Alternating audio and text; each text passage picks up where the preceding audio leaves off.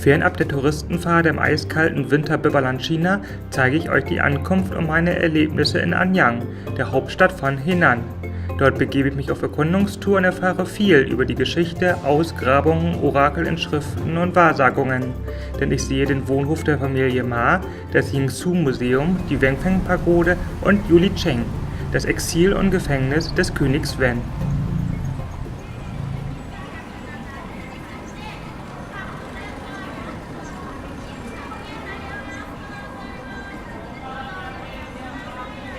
Auf chinesischen Bahnhöfen geht es sehr diszipliniert und geordnet zu.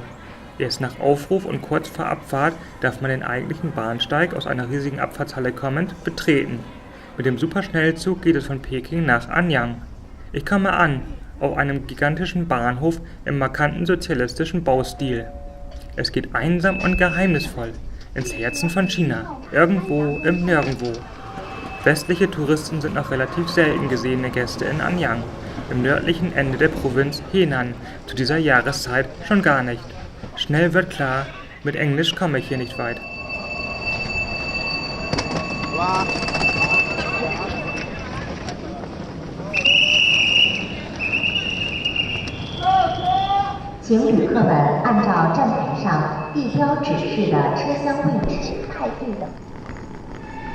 Auch wenn Anyang euch kein Begriff sein wird, ein Nirgendwo ist es mitnichten.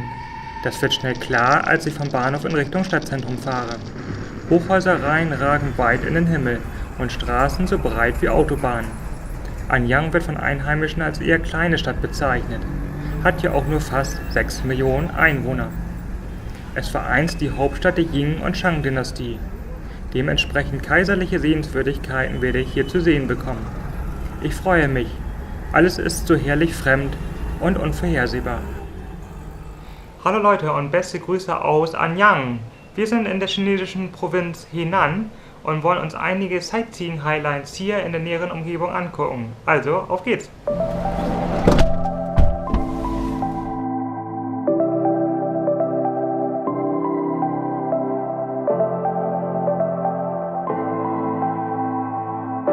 Erste Station des heutigen Kulturprogramms ist der Wohnhof der Familie Ma. Er gibt spannende Einblicke in den Alltag und das Leben zu Zeiten der kaiserlichen Dynastien. Verfroren und beeindruckt schlendere ich durch den traditionellen Wohnkomplex der adligen Familie, geschmückt mit roten Lampions, und erfahre, wer wo wohnte und welchen Stellenwert damals die schönen Künste und Schriften hatten. Folglich schließt sich der Kreis und es wird eindeutig, warum die Gegend als Wiege der chinesischen Zivilisation und Schrift gilt.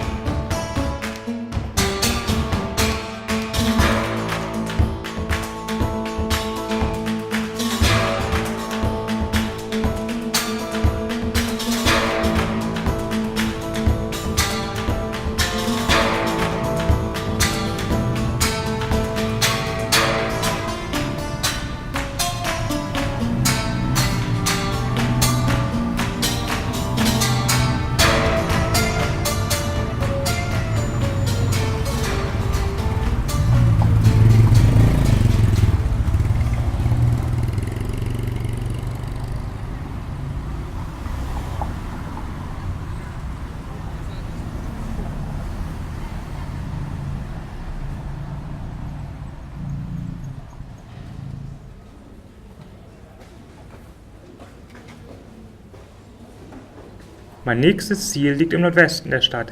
Es heißt Yingzhou, das bedeutet die Ruinen von Ying und wurde 2006 in die Liste des UNESCO-Welterbes aufgenommen. Es ist ein riesiges Areal an Ruinen, Palästen und Tempeln mit wertvollen archäologischen Funden. Bei Ausgrabungen wurden jahrtausendealte Orakelknochen, mit Vorformen der chinesischen Schrift gefunden. Dies sind die schriftlichen Aufzeichnungen der Kaiserfamilie über Wahrsagungen in der Jing-Dynastie.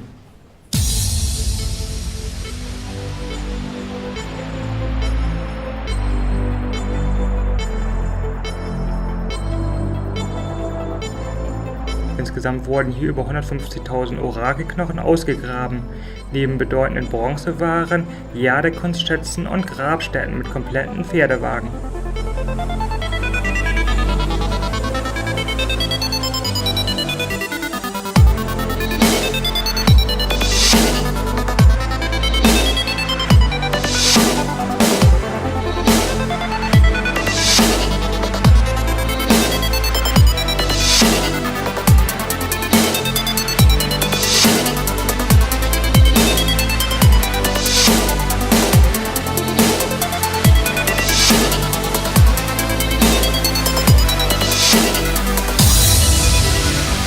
Angekommen an der Wenfeng-Pagode gibt es zunächst eine kleine Enttäuschung, wegen Restauration geschlossen. Dafür aber wage ich einen Blick rundum und gehe auf kleine Erkundungstour.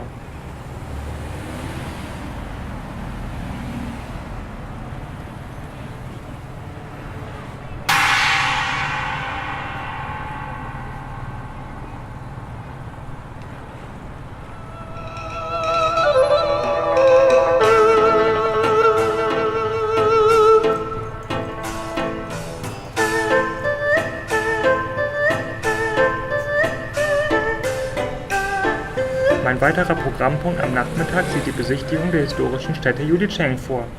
Die Ruine des ersten staatlichen Gefängnisses und Exil des Königs Wen ist zugleich ein wunderschöner Ort mit trauriger Geschichte. Der weise und gütige König Wen wurde hier von seinem Konkurrenten unter Hausarrest gesetzt. Während dieser Zeit schrieb er hier ein bedeutendes Werk und stellte mathematische Berechnungen an. Nach so viel geschichtlicher Vergangenheit widme ich mich dem Hier und Jetzt und schwebe sanft zu musikalischen Klängen im Feng-Shui-Garten zum Manhohen Labyrinth.